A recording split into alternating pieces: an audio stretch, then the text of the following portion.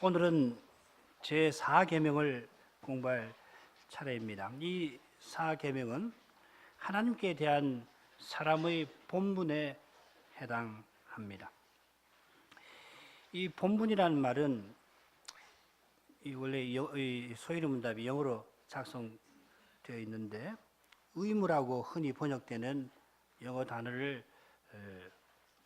번역한 것입니다만은 이 본분이라는 말 안에는 신분이라는 뜻이 들어 있습니다.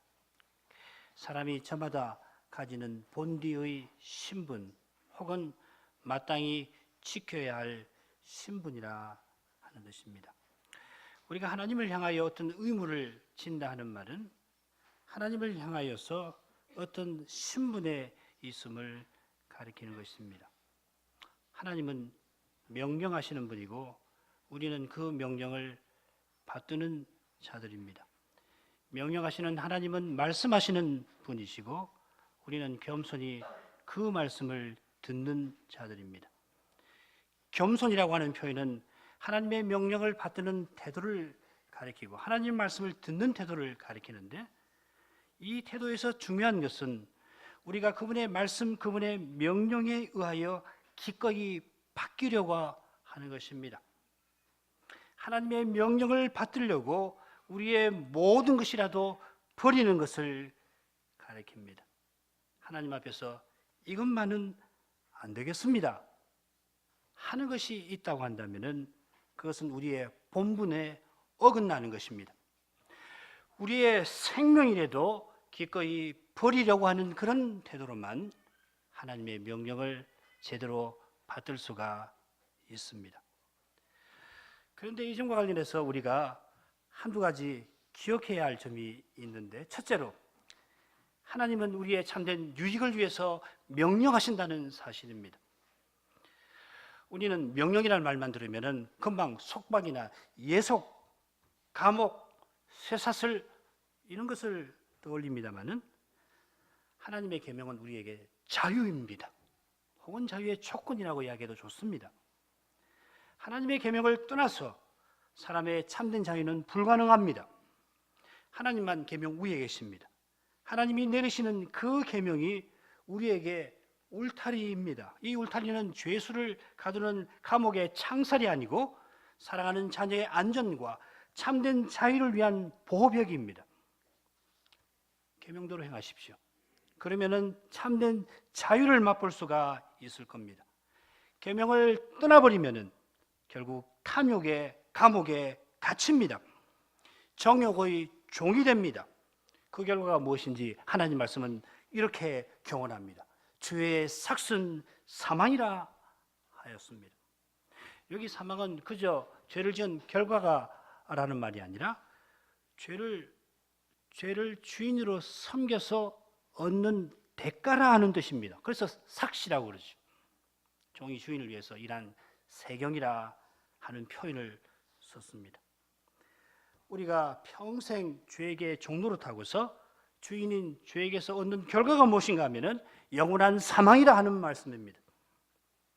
하나님이 태초에 금령을 내리신 목적은 이런 사망에 떨어지지 말고 영원한 생명에 이르라 하신 것이 아니고 무엇입니까? 둘째로 우리가 지금 1계명에서 4계명에서 하나님께 대한 우리의 본분을 배우고 있고 다음 시간부터는 사람에 대한 우리의 본분을 배울 텐데 이 본분을 지킬 수 있는 그 길이 우리에게 있지 않고 계명을 내신 그분에게 있습니다. 하나님은 처음부터 먼저 주신 그것을 우리에게 명하시는 것입니다. 아담을 보십시오. 선악과 금령을 내리셨는데 아담이 선악과 금령을 지키지 못할 이유가 단 한 가지라도 있습니까? 흔히들 아담에게 자유의지를 주셨으니까 아담이 금령을 위반하지 않을 수가 없다고 말하는데 자유의지를 주신 까닭은 사실 자유의지가 사실은 매우 어려운 것입니다. 어느 철학자도 자유의지가 무엇인지 설명해 줄 수 있는 사람 없습니다. 아무튼지 우리가 쉽게 자유의지라고 하십시다. 자유의지를 주신 까닭은 아담이 돌이나 나무처럼 하나님을 대하는 것이 아니라 만일에 자유의지가 없었다면 벌써 아담은 사람이 아니고 다른 피조물의 하나에 불과했겠지요. 돌이나 나무처럼 하나님을 대하는 것이 아니라 하나님의 형상다웠게 하나님을 섬겨서 영원히 하나님과 교제하게 하신 데에 자유의지를 주신 뜻이 있는 것입니다. 게다가 자유의지만 아니지요. 동산 각종 나무의 실과를 마음대로 먹을 수 있도록 하셨습니다. 게다가 자기를 도울 아내를 선물로 주셨습니다. 그 외에도 많이 있습니다. 이 모든 것이 하나님의 계명을 지킬 수 있게 하신 조건들입니다. 마찬가지로 하나님이 타락한 이후에 우리에게 여전히 계명을 내리시는 것은 계명을 행할 수 있는 것을 먼저 주시겠다 하는 약속이 있는 것입니다. 그래서 우리가 소위문답 제1부에서 그리스도의 인격과 사역과 직분을 배웠고 이어서 성신의 사역을 배우지 않았습니까? 게다가 소위문답 이 십계명 해설 끝부분을 한번 가보십시오. 거기 이어져 나오는 것이 뭡니까? 은혜의 방도에 관한 문답입니다. 그리스도의 구속 사역과 그 구속 사역을 성신이 적용하시는 사역에 관한 조항들을 우리가 쭉 배웠고, 그리고 십계명 해설 뒤에 은혜의 방도에 관한 조항들을 배우게 되는데, 그 사이에 이 십계명 해설이 나오는 것이 무슨 말입니까? 하나님이 주시는 은혜 위에서 우리가 하나님의 계명을 행할 수가 있다 하는 교훈이 아니고 무엇입니까? 하나님의 은혜로 하나님의 계명을 행할 수 있다는 말은 돌려서 생각하면 우리 스스로는 계명을 위반할 뿐임을 보여줍니다. 우리가 계명을 위반한다는 것은 우리의 뜻을 고집한다 하는 말입니다. 하나님 말씀의 준엄한 요구 앞에서 자기의 고집스러운 요구를 맞세우겠다 하는 것입니다. 자기가 설정한 조건을 고수하면서 이 조건 안에서 하나님의 요구를 따르려면 따르겠습니다 하는 것입니다. 이것이 바로 우리 모두에게 있는 타락한 본성에서 나오는 두려운 태도입니다. 이런 태도가 우리 속에서 일어날 때마다 우리는 회개해야 합니다. 회개의 길은 말씀의 빛 가운데에 있습니다. 자기 생각을 접고 말씀을 순종할 수 있도록 기도하는 것입니다. 나를 버리는 것은 은혜 없이 불가능합니다. 그리스도로 행하는 것은 은혜로만 됩니다. 하나님이 은혜 주시면 누구든지 계명을 받들 수 있습니다. 지금 가장 계명을 행하지 못할 사람처럼 보이는 사람이 있다 하더라도 하나님이 은혜 주시면 그 사람은 누구보다 계명을 행할 수 있는 사람 됩니다. 내가 뭘 해보려고 그러면은 계속 실패하고 계속 낙담하고 예수님을 믿고 하나님 은혜를 구해서 살아야지 하면서도 부지부실간에 자기가 나와서 자기가 해보려고 그러면 바로 실패하죠. 그럴 때마다 내가 스스로 뭘 하려고 하는구나 깨닫고서 돌이켜서 성신을 의지하셔야 하는 것입니다. 그러면은 하나님의 계명을 행할 수가 있습니다. 청년 여러분, 청순 여러분, 그런 실패를 좀 해보셨습니까? 네, 앞으로도 계속 할 겁니다. 그럴 때마다 돌이키는 거예요. 거기서 자기가 무엇인지를 통찰해야 하는 겁니다. 내 아상이라는 게 얼마나 뿌리 깊은지를 볼 수 있어야 합니다. 그리고 돌이켜서 하나님 말씀으로 성신을 의지하는 태도로 돌이켜야 할 것입니다. 하나님의 은혜는 나를 바꾸어 놓습니다. 물론 그 과정은 죽음을 경험하는 것입니다만은 그 결과는 새 생명을, 부활의 생명을 맛보는 것입니다. 부활은 반드시 죽음을 거쳐야 합니다. 죽음 없이 부활 불가능한 겁니다. 자기가 죽어야 합니다. 고난을 통과해야 합니다. 그러면 이제 제4계명으로 가서 먼저 제4계명 성경 본문을 좀 생각을 하도록 하십시다. 57문으로 가죠. 제4계명이 무엇입니까?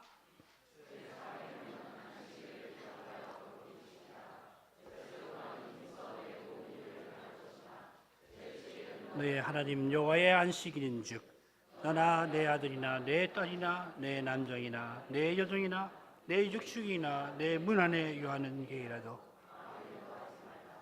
이는 엿새 동안에 나 여호와가 하늘과 땅과 바다와 그 가운데 모든 것을 만들고 제7일에 쉬었습니다. 그러므로 나 여호와가 안식일을 복되게 하여 그날을 거룩하게 하였느니라 하신 것입니다. 우리가 창세기 2장을 몇 년 전에 공부할 때 이 안식일 규례를 길게 살핀 적이 있어서 오늘은 본문 내용을 간단하게 정리를 할 것입니다. 이 계명이 창세기 2장에 나오는 규례에 근거하고 있다는 사실은 먼저 안식일을 기억하여 거룩히 지키라는 명령이 나오고 이어서 이는 하고서 태초에 하나님이 안식일 규례를 세우신 사실이 기록되어 있는 데서 확인할 수가 있습니다. 창세기 2장 1절부터 3절까지를 보면 거기서 창조 규례로서 안식일 제도와 관련하여 우리가 적어도 이 세 가지를 살필 수가 있습니다. 첫째로 하나님이 엿새 창조의 일을 마치시고 일곱째 날에 창조를 완성하셨다 하는 사실입니다. 둘째로 하나님이 이 일곱째 날에 친히 안식에 나아가셨다 하는 사실입니다. 그리고 셋째로 하나님이 이 일곱째 날을 복주어 거룩하게 하셨다 하는 사실입니다. 첫째 내용은 사실이 담고 있는 의미는 엿새는 제7일을 향해 있고 제7일 예배를 위해서 엿새의 삶이 있다 하는 것입니다. 제7일 없이 엿새는 목표를 잃습니다. 엿새 동안 우리가 힘써 우리 모든 일을 제대로 행할 수 있으려면 하나님을 향하는 그 길에 서야 합니다. 하나님을 향하는 태도 없이 우리는 길 잃은 양과 같이 인생길에서 배회할 수밖에 없습니다. 많은 사람이 젊어서 장래의 계획을 세워보고 연초에 결심을 하고 심지어 매일 작심을 합니다마는 그 계획과 결심과 작심을 실천하는 사람도 그런 것 없이 그럭저럭 사는 사람도 하나님을 향하여 나가는 일이 없으면 자기가 그려놓은 원이나 혹은 다른 사람이 그려놓은 원 안에서 맴맴 돌고 있을 뿐입니다. 그 원을 조금 크게 그려놓으면은 그래서 좀 더 크게 움직이면 다른 사람 보기에는 대단해 보일 것이고 그 원이 매우 좁으면 스스로도 이게 사는 건가 뭔가 모를 정도로 실망스러운 상태에 있겠습니다마는 그러나 이렇든 저렇든 전도자 말씀대로 오리무중입니다. 해 아래서는 오리무중입니다. 어떤 것이 더 낫다고 확언해서 말할 수가 없습니다. 안식일에 하나님 앞에 나와 그 거룩하신 영광을 배우는 일이 있어야 피곤하게 반복되는 삶의 원에서 벗어나서 새로운 의미가 샘솟는 하늘로 나아갈 수가 있습니다. 둘째로 하나님께서 제7일에 친히 안식에 나아가신 것이 무엇을 가리킵니까? 왜 하나님이 친히 안식에 들어가셨습니까? 하나님이 연약한 우리와 달리 쉬셔야 할 필요가 있으신 것입니까? 우리는 예배를 드리기 위해서라도 주일 중간에 쉬어야 합니다만 천지를 지으신 그분은 주무시지도 졸지도 아니하시는 분인데 왜 안식에 나아가셨습니까? 그것은 우리를 위함입니다. 하나님께서 우리 인생과 사랑의 교제 가운데 계시기 위한 것입니다. 하나님이 제7일에 친히 안식에 들어가시기 직전에 선악과 금령을 내리신 목적도 동일합니다. 금령을 내리신 그분이 그 다음날 안식에 친히 들어가셔서 이 금령을 내리신 목적을 이루려고 하신 것입니다. 그런 점에서 우리 주님이 부활하셔서 영원한 하늘에 다시 들어가신 일은 참으로 중요합니다. 주님은 우리를 위해서 십자가를 지셨던 것처럼 우리를 위해서 하늘에 들어가셨습니다. 이건 무엇보다도 우리도 장차 주님처럼 영원한 안식이 있는 그 하늘에 들어가게 하실 것을 가리키는 겁니다. 주님이 하늘에 들어가셨다는 것은 우리도 거기 들어가게 된다 하는 뜻입니다. 그런데 주님은 이미 우리를 그리로 데리고 들어가고 계십니다. 이것이 히브리서에서 교훈하는 구원의 주이신 그리스도 하시는 중요한 일입니다. 히브리서에서 이 구원의 주라고 할 때 이 주라고 하는 말은 아르케이고스라는 말인데 이건 여러분이 바울 서신에서 흔히 읽게 되시는 주, 그 큐리오스하고 다른 말입니다. 이 아르케이고스라고 하는 이 말, 주라고 하는 말은 주님이 우리가 나가야 가야 할 목표에 이미 도달하신 분으로서 그 목표로 우리를 지금 이끌고 계시는 분이라 하는 말입니다. 매우 독특한 표현이죠. 주님은 우리가 주일 예배 드리는 우리가 드리는 예배에서 정확하게 그 일을 행하고 계십니다. 우리가 예배하는 공동체인데 이 예배를 통해서 우리는 영원한 안식이 있는 하늘로 함께 나아가는 공동체입니다. 우리 예배는 그저 매주 반복되는 종교 예식이 아니라 하늘을 향하여 나아가는 징검다리와 같은 것입니다. 영원하신 하나님이 영원하신 그리스도를 통해서 우리를 만나주시는 까닭에 이 예배에서 영혼과 시간이 만납니다. 우리의 시간이 영혼으로 채워집니다. 우리가 찬송하면서 느끼는 경이로움, 말씀을 들으면서 맛보는 즐거움이 하나님의 영혼에 접촉하는 것이다 말할 수가 있습니다. 어디서 이것을 우리가 경험할 수가 있습니까? 다음으로 살필 셋째 의미는 안식일 계명, 명령과 붙어 있습니다. 하나님이 일곱째 날을 복주어 거룩하게 하셨으니 우리가 안식일을 거룩하게 지켜서 약속하신 복에 참여해야 하겠습니다. 그러면 어떻게 하는 것이 안식일을 거룩하게 지키는 것입니까? 이제 다른 문답들에서 이런 중요한 계명들을 실제적으로 우리가 배워 나가야 하겠습니다. 다음 문답으로 나아가기 전에 한 가지만 생각을 할 것이 있는데, 그것은 뭐냐면 이 제4계명의 성경 본문에 관한 것입니다. 우리가 아까 함께 고백한 것은 출애굽기 20장에 나오는 말씀이고, 신명기 5장에 보면 또 제4계명이 나오는데 거기 한번 읽어봐야 하겠습니다. 신명기 5장 12절부터 16절까지입니다.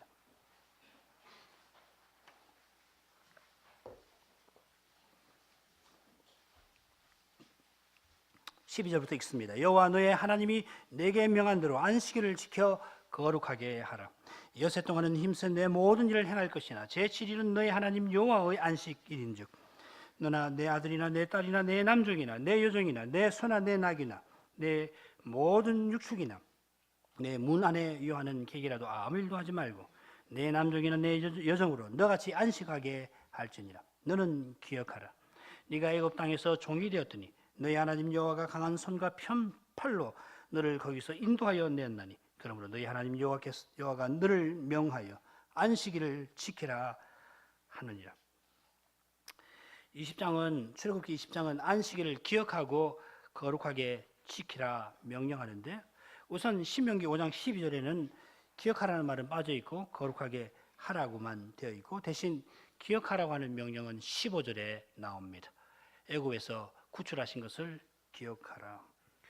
그러니까 신명기 5장에 나오는 제4계명은 두 개의 명령으로 구성되는 것처럼 보입니다. 안식일을 거룩하게 지키라, 그리고 출애굽을 기억하라. 그런데 15절 끝에 보면은 출애굽을 기억하라 하신 목적이 결국 안식일을 지키게 하신 데 있음을 잘 보여줍니다. 결과적으로는 큰 차이는 없다는 말씀입니다. 하나님께서 이스라엘을 종되었던 집에서, 우상 섬기는 집에서 건져주신 목적은 이스라엘이 하나님과 거룩한 사귐에 이르도록 하심입니다. 예컨대 안식일을 거룩하게 지키는 일은 하나님이 구원하신 목적, 구속의 목적이 됩니다. 우리가 안식일을 거룩하게 지키기 위하여서 죄로부터 건지심을, 구원함을 받았습니다. 이 점은 우리가 안식일을 바라보는 태도를 바로 잡습니다. 이 점을 바로 안 되면은 안식일 계명을 대하는 우리의 마음가짐이 조금은 달라질 것으로 믿습니다. 안식일은 우리의 구원이 실질적으로 이루어지는 날이고 그 열과 하늘의 평안과 기쁨이 있는 날입니다. 기뻐해야 할 날입니다. 하나님 앞에 나와 예배하는 일이 연약한 인생에게는, 그리고 타락한 우리에게 결코 쉬운 일이 아니고 구원의 확신이 없이는 사실 두렵고 무거운 일도 됩니다마는, 그러나 성신 안에서 의와 평강과 희락이 하나님을 참으로 예배하는 자리에 약속되어 있습니다. 그러면 이런 성경 본문의 이 내용을 염두에 두고서 4계명이 명하는 것은 무엇인지 우리가 살펴보도록 하겠습니다. 58문으로 가겠습니다. 제4계명이 명하는 것은 무엇입니까?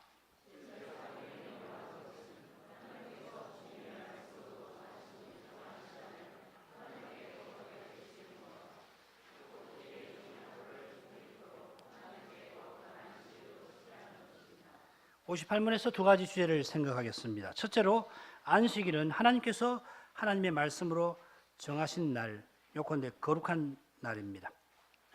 둘째로 이날 종일토록 우리는 하나님께 거룩한 날로 지켜야 합니다.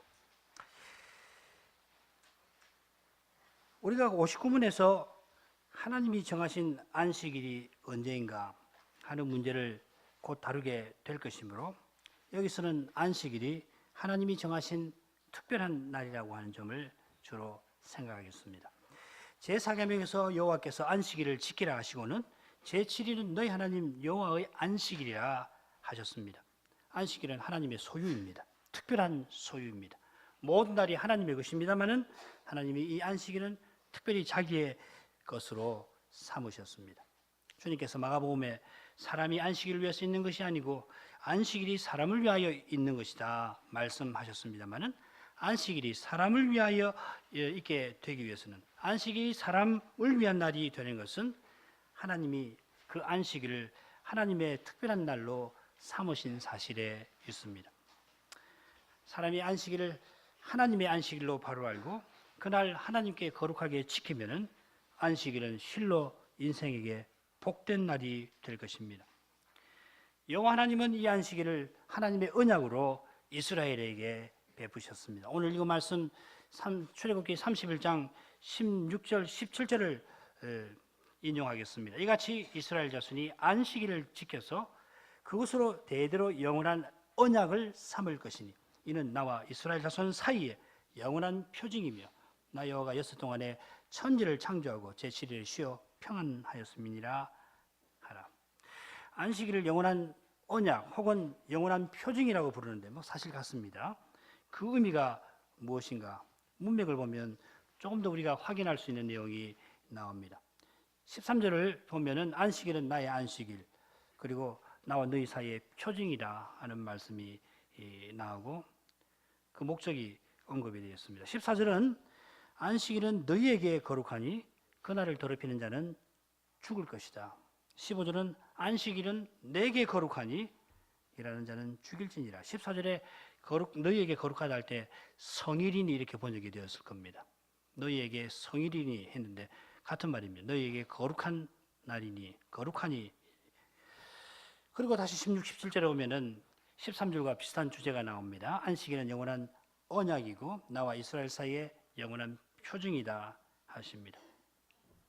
안식일이 하나님의 안식일이니까 하나님께 거룩한 날이 됩니다마는 그와 동시에 언약 백성에게도 우리에게도 거룩한 날입니다. 그게 바로 안식일이 하나님과 언약 백성 사이에 영원한 표징 또 영원한 언약이라는 말입니다. 금방 읽어드릴 때 하나님과 이스라엘 사이라는 말을 강조했습니다마는 이 표현에서 드러나듯이 언약은 하나님과 이스라엘의 관계입니다. 특별한 관계죠. 하나님께서 하나님의 언약으로서 안식일을 특별히 세우셨고 이스라엘이 이 안식일을 거룩히 지킴으로써 하나님의 언약을 유지할 수가 있습니다. 마찬가지로 이스라엘 중에 누가 이 언약인 안식일을 더럽히면 백성 중에서 끊쳐진다 했습니다. 이건 언약에서 탈락된다는 전문적인 용어입니다. 하나님께서 안식일을 언약으로 삼으신 뜻 이스라엘대로 안식일을 거룩하게 지키라 하신 목적이 뭡니까? 13절 한번 보십시오. 안식일을 나와 너희 사이에 너희 대대의 표징, 대대라고 하는 말은 결국 영원한이라는 말과 같은 말인데 영원한 표징일 것이다. 표징을 삼겠다 하시고 이 언약을 세우신 목적을 13절 하반절에 이렇게 말씀하십니다. 나는 너희를 거룩하게 하는 여호와인 줄 너희로 알게 함이라. 하나님이 이스라엘을 거룩하게 만드시려고 안식일을 제정하시고 또 안식일을 거룩하게 지키라 하셨습니다. 이스라엘을 거룩하게 하겠다 하시는 표현은 이스라엘을 하나님의 특별한 소유다웠게 만들겠다 하시는 겁니다. 하나님의 특별한 소유로 삼는다는 것은 그들이 하나님 가까이에 나와서 하나님 뜻을 온전히 이루며 살도록 하겠다 하시는 뜻입니다. 이렇게 되면 이스라엘은 이 세상에서 구별되는 나라, 이 세상에서 큰 나라가 될 것입니다. 이스라엘 백성 하나하나가 하나님에게 고귀한 존재가 되고 하나님의 고귀한 일에 쓰임을 받게 됩니다. 이것이 인생의 의미입니다. 이것이 인생의 목적을 이루는 일이 됩니다. 그러면 이스라엘이 안식일을 거룩하게 지켜서 하나님께 거룩하게 되는 이유가 무엇입니까? 어떻게 해서 그런 일이 일어나는 것입니까? 안식일을 거룩하게 지키는 것이 대체 무엇이라서 그런 일이 있게 되는 것인가 하는 말씀입니다. 이를 위해서 앞서 인용한 말씀 출애굽기 31장 12절부터 17절을 아까 줄거리를 말씀드렸는데 이걸 좀 더 넓은 맥락에서 살펴보죠. 18절을 보시면은 이 좀 더 넓은 맥락이 무엇인지 알 수 있는 단서가 나옵니다. 출애굽기 31장 18절 여호와께서 시내산 위에서 모세에게 이르시기를 마치신 때에 길게 말씀하셨다는 이야기죠. 때에 증거판 둘을 모세에게 주신 이는 돌판이요 하나님이 신이 쓰신 것이더라. 조금 전에 살핀 말씀으로서 이 출애굽기 31장 17절까지 말씀으로서 여호와 하나님이 시내산 위에서 모세에게 이르시기를 마쳐 끝내셨는데 이 시내산 위에서 모세에게 이르시기를 시작하신 내용이 출애굽기 25장부터 나옵니다. 출애굽기 24장 끝에 가보면은 여호와 하나님이 모세에게 이렇게 말씀하십니다. 너는 산에 올라 내게로 와서 거기 있어라. 시내산 정상에 나와 함께 있자 하시는 겁니다. 너로 그들을 가르치려고 내가 율법과 계명을 친히 기록한 돌판을 주리라.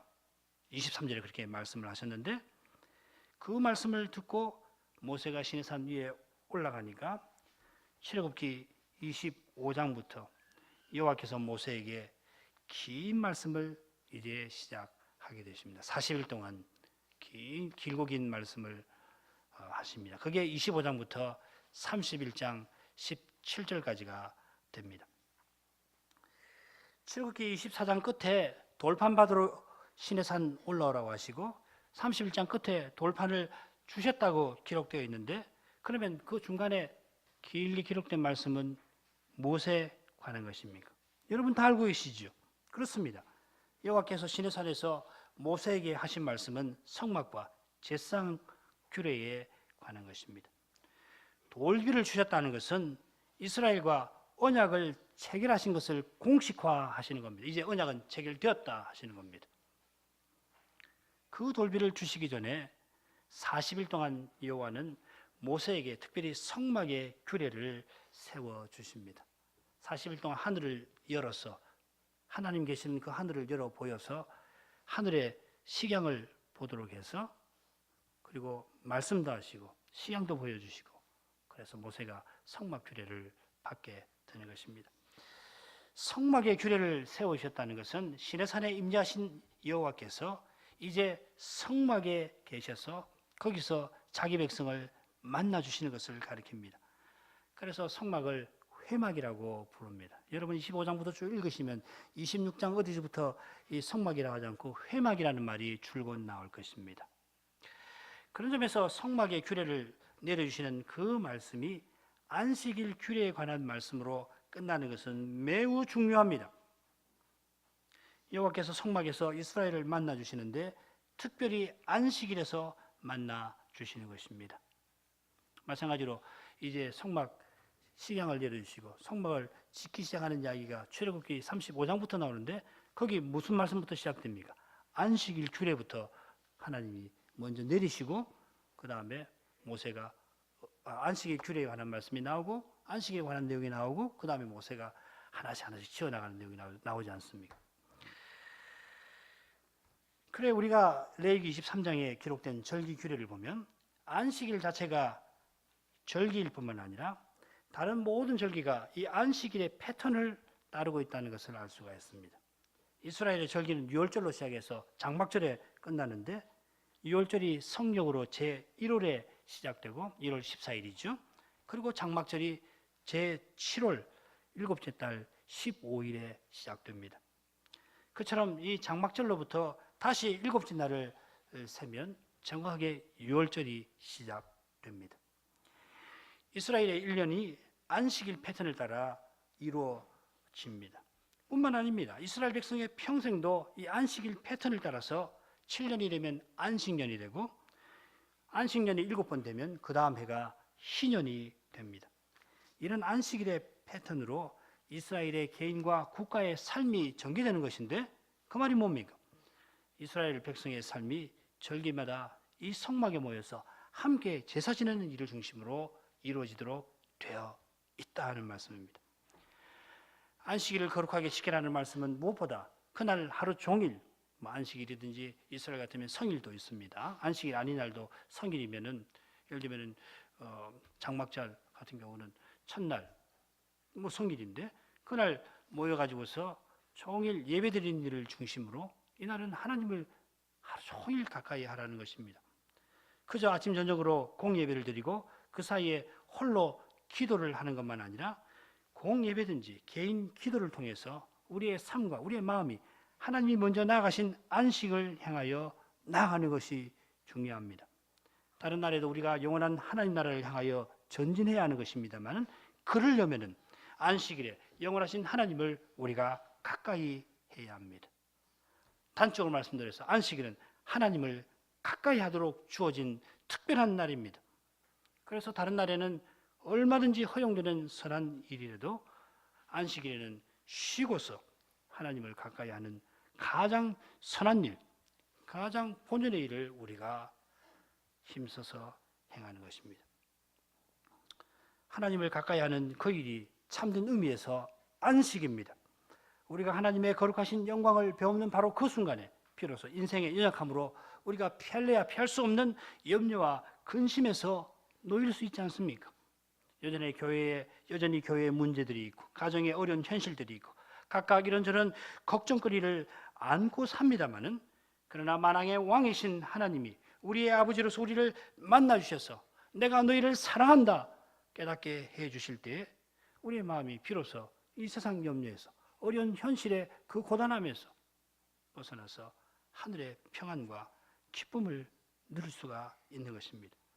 그 평안과 기쁨 가운데서 우리는 잠시 수고에서 놓이고 슬픔에서 벗어납니다. 그 평안과 기쁨을 안고서 다시금 우리는 이 어려운 현실, 이 어려움이 기다리는 우리의 현실로 돌아갈 수 있고 그 현실을 마주할 힘을 얻습니다. 다시금 고난의 길을 걸어갈 수 있는 힘을 예배에서 얻는 것이에요. 그러므로 교회 여러분, 우리가 앞으로도 하나님을 여성히 예배할 수 있도록 기도하시기를 바랍니다. 매주일 하나님을 예배하는 이 자리에 나와서 우리가 하나님의 거룩하신 영광을 꼭 배웁게 해주시기를 기도하시기를 바랍니다. 우리가 안식일을 기억하여서 이 안식일을 거룩히 지킬 수 있도록 모든 필요한 것을 주시라고 간구하시기를 바랍니다. 그저 되는 것 아닙니다. 하나님 주시는 은혜로만 우리가 이 계명을 지킬 수가 있습니다. 하나님은 지킬 수 있도록 주심하 약속하시지 않았습니까? 그러면 이제 우리가 조금 더 구체적인 주제로 나가서 하나님이 어느 날을 안식일로 정하셨는가 하는 문제를 조금 생각하고 마치도록 하겠습니다. 59문으로 가시죠.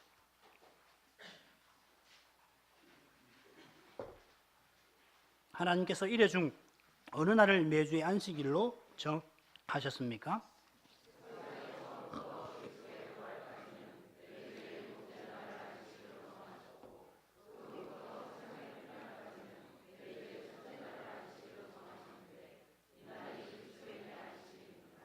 우리가 첫 번째로 생각할 주제는 그리스도의 부활로 말미암아 안식일이 매주 7째 날에 토요일에서 매주 첫째 날 일요일로 주일로 바뀌었다는 것입니다. 둘째로 주님 다시 오시는 날까지 우리가 매주 첫째 날을 여전히 안식일로 거룩히 지켜야 한다 하는 것입니다. 이미 알고 계시는 대로 안식일은 여세 창조의 완성입니다. 그래서 세상 처음에 태초에 안식일은 매주의 7째 날이었습니다. 물론 세상 처음에는 하루가 저녁에서 저녁까지였습니다. 그런 까닭에 유대인들은 오늘날도 저녁 6시부터 다음날 저녁 6시까지를 하루로 계산합니다. 오후 3시에 저녁 번제를 드리고 이어서 저녁 분향을 드리면 비로소 하루가 끝나게 됩니다. 유대인의 안식일은 우리식으로 하면 금요일 오후 6시 이후로부터 시작되고 금요일 6시까지 이어지는 것입니다. 우리 주님이 금요일 날 6월절 오후 3시에 운명하셨는데 그날이 금요일이고 그래서 제7일 안식일에 무덤에 계셨다가 주일 새벽 이전에 부활하셨습니다. 주님께서 십자가를 지시고 부활하신 그 일을 통해서 구약의 율법을 성취하신 까닭에 그리스도의 교회는 주님이 부활하신 날, 곧 매주 첫째 날을 안식일로 지냈습니다. 두 가지 예를 들어보겠습니다. 고린도전서 16장 1, 2절입니다. 성도를 위하는 연보에 대하여는 내가 갈라디아 교회들에게 명한 것 같이 너희도 그렇게 하라. 매주일 첫날에 너희 각 사람이 이를 얻은 대로 저축하여 두어서 내가 갈 때에 연보를 하지 않게 하라. 이 말씀 보면 고린도전서 이 말씀 보면 고린도 교회가 주일에 예배로 모여서 헌상한 것을 알 수 있습니다. 사도가 예루살렘의 신자들을 위해서 헌상한 이방인 교회 헌상한 헌상금을 모아다가 이제 예루살렘으로 가려고 하는데 고린도 교회를 들러서 그 헌상금을 받으려고 할 때 하지 말고 미리 헌상을 해서 모아두어 자기가 가면 바로 전달하라 하였습니다. 여기 사도가 교회가 예배로 모이는 날을 가리켜서 매주일 첫날이라 표현을 했습니다. 일요일이라는 표현도 있을 수 있는데 이 표현을 쓴 것은 분명합니다. 주님이 부활하신 날을 연상시키는 것입니다. 사도행전에도 안식 후 첫날에 교회가 모여서 예배드린 기록이 나옵니다. 사도행전 20장 7절 안식 후 첫날에 우리가 떡을 때려 하여 모였더니 바울이 이튿날 떠나고자 하여 저에게 강론할세 말을 밤중까지 계속하며 예루살렘 올라가는 길이죠. 드로아라고 하는 곳에 들리게 되는데 여기서 일주일을 지내게 됩니다. 떠나기 전날이 안식 후 첫날이어서 우리가 떡을 때려 하여 즉 성찬하려고 예배로 모였다 하였습니다. 그래서 요한 사도는 이 안식 후 첫날을 주의 날이라고도 부릅니다. 요한계시록 1장 10절 주의 날에 내가 성신에 감동하여 내 뒤에서 나는 나팔 소리 같은 큰 음성을 들으니 밤무섬에 유배되어 있을 때에 요한은 부활하신 주님을 뵙고 계시를 받았는데 그날이 주의 날이라 하였습니다. 매우 전문적으로 용어를 썼다는 것을 알 수가 있습니다. 자, 이런 사례들을 보면 그리스도의 교회는 출발할 때부터 안식 후 첫날을 기독교의 안식일로 정해서 하나님을 예배하였습니다. 자, 이런 점에서 그리스도 안에서 구약 율법이 성취되어서 제사 드리는 일도 없고 정결례를 행하는 그런 경우도 없으니 이제는 특정한 날에 모여서 예배드릴 필요가 없다 하는 그런 주장은 옳지가 않습니다. 안식일 주례는 돼지고기를 먹어서는 안 된다는 정결법이나 아이를 출산하면 남자아이의 경우 40일 동안 성막에 나가서 제사할 수 없다는 그런 정결법이나 하나님을 예배하기 위해서는 짐승을 끌고 가서 제사를 드려야 한다는 제사법과는 다릅니다. 말씀드린 이런 법들은 하나님이 특별히 구약 이스라엘을 신정 국가로 세우셔서 특별한 경륜을 이루어 나가시는 사실과 관련되어 있습니다. 이런 법들은 당연히 그리스도의 부활로 말미암아 폐지되었습니다. 법적인 정신은 우리 신약 신자들이 여전히 따르는 것입니다만은 가령 우리가 주일 오전에 돼지고기를 먹었다고 해서 오늘 돼지고기 먹었으니 예배에 나가서는 안 되겠다. 그런 생각 할 필요도 없고 아무 문제 없습니다. 그러나 안식일 주례는 1, 2, 3계명과 마찬가지로 물론 5, 6, 7, 8, 9, 10계명과 마찬가지로 10계명에 속합니다. 이 10계명은 이스라엘만 아니라 신약 백성인 우리도 여전히 지켜야 할 도덕법입니다. 그래서 주님은 산상보원에서 이 계명의 본의를 5장에서 마태복음 5장에서 드러내시고 우리더러 이 계명을 조차 행하라 하였습니다. 형제를 행하여 이 미운 마음만 먹어도 살인하라 하지 말라는 계명을 위반한 것이다 교훈하셨고 여인을 보고 마음의 음욕만 품어도 제7계명을 위반한 것이다 교훈해 주셨습니다. 그처럼 그리스도의 사도도 10계명을 우리에게 교훈하였습니다. 디모데전서 1장 8절부터 11절에 그 말씀이 나옵니다. 제가 읽겠습니다. 그러나 사람이 율법을 법 있게 쓰면 율법은 선한 것인 줄 우리는 아노라.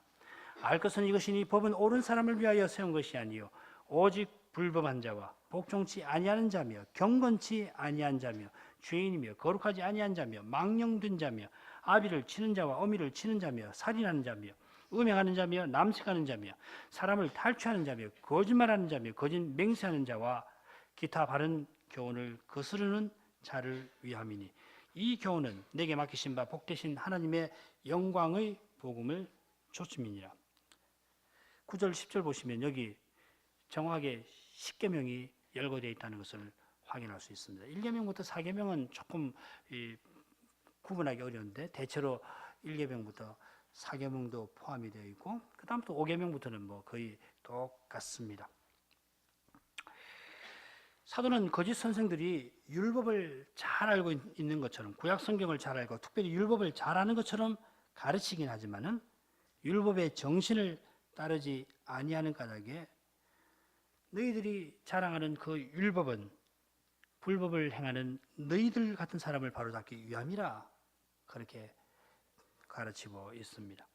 거짓 선생은 바른 교훈을 거스리는 자들인데 바른 교훈을 거스리는 이것은 무엇보다 하나님의 법을 어기는 것입니다. 마찬가지로 복음에서 나오는 바른 교훈을 따르는 사람, 복음을 듣고 그리스도를 믿고 순종하는 사람은 율법을 법 있게 쓰는 사람입니다. 그래서 그리스도를 믿는 우리에게는 율법은 여전히 선한 것입니다. 하나님의 뜻을 깨닫게 하고 하나님 뜻을 이루게 하는 방도입니다. 십계명이 신약 교회도 유효하다는 것은 이 십계명이 태초에 하나님이 인생에게 내리신 도덕법을 담고 있다는 사실에도 관련되어 있습니다.